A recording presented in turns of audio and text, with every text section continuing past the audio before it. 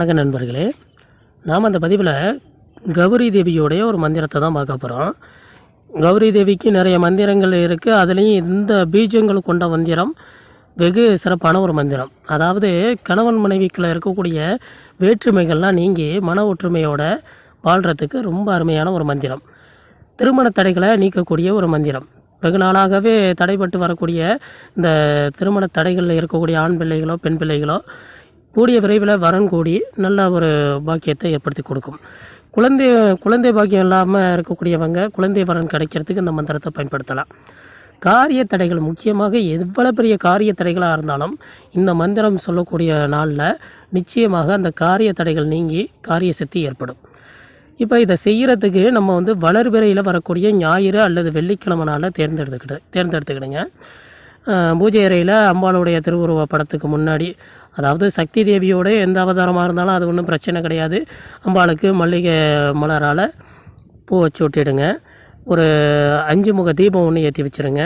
ஏற்றி வச்சுட்டு வெறுந்தரையில் உட்காந்துடாமல் ஒரு வஸ்திரத்தை விரிச்சுக்கிடுங்க. வஸ்திரத்தை விரித்து வடக்கு முகமாக உட்காந்து விடியக்கார பொழுதில், இந்த விடிய காலை நேரத்தில் செய்கிறது ரொம்ப சிறப்பு.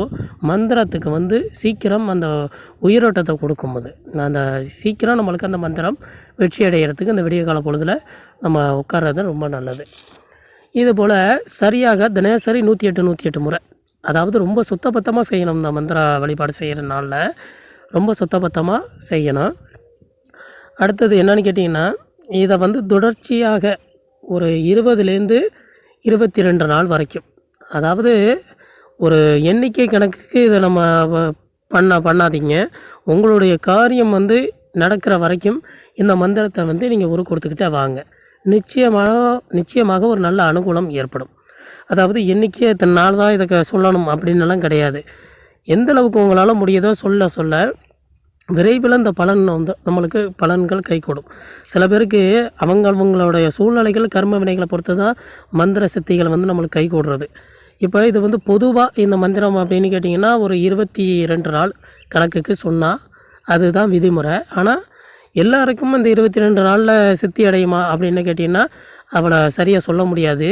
அவங்களுடைய வினைகளை பொறுத்து தான் அந்த மந்திரங்களை கைகூடுறதும் கொஞ்சம் தாமதமாகிறதும் அவங்களுடைய வினைகளை பொறுத்து இருக்குது. அதனால் ஒரு வாரம் 10 நாள் முன்ன பின்ன அப்படிங்கிறதுனால நீங்கள் தாராளமாக இந்த மந்திரத்தை எந்த அளவுக்கு சொல்லி வரீங்களோ உங்களுக்கான மாற்றங்கள் முன்னாடியே கிடைக்கிது அப்படின்னா நீங்கள் அதோட கூட நிறுத்திக்கலாம். இல்லை நான் சொல்கிற அந்த 22 நாளை தாண்டியும் போகுது அப்படின்னாலும் நீங்கள் அதை சொல்லி வாங்க. நிச்சயமாக அந்த பலன் நிச்சயமாக கிடைக்கும். கிடைக்காமல் இருக்காது, நிச்சயம் கிடைக்கும். அவங்களோட கர்ம வினைகளை பொறுத்து கொஞ்சம் முன்ன பின்ன ஆகாமல தானே தவிர வேறு எந்த ஒரு சந்தேகமும் இதில் கிடையாது. இந்த மந்திரத்தை இப்போ நான் சொல்கிறேன், பார்த்துக்கிடுங்க.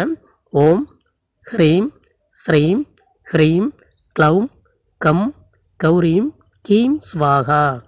ஓம் ஹ்ரீம் ஸ்ரீம் ஹ்ரீம் க்ளௌம் கம் கௌரீம் கீம் ஸ்வாகா. இதான் மந்திரம். இந்த மந்திரத்தை தினசரி 108 உரு கொடுத்து வாங்க. விடிய கால பொழுதில் நிவேதன பொருளாக சர்க்கரை பொங்கல் வைங்க.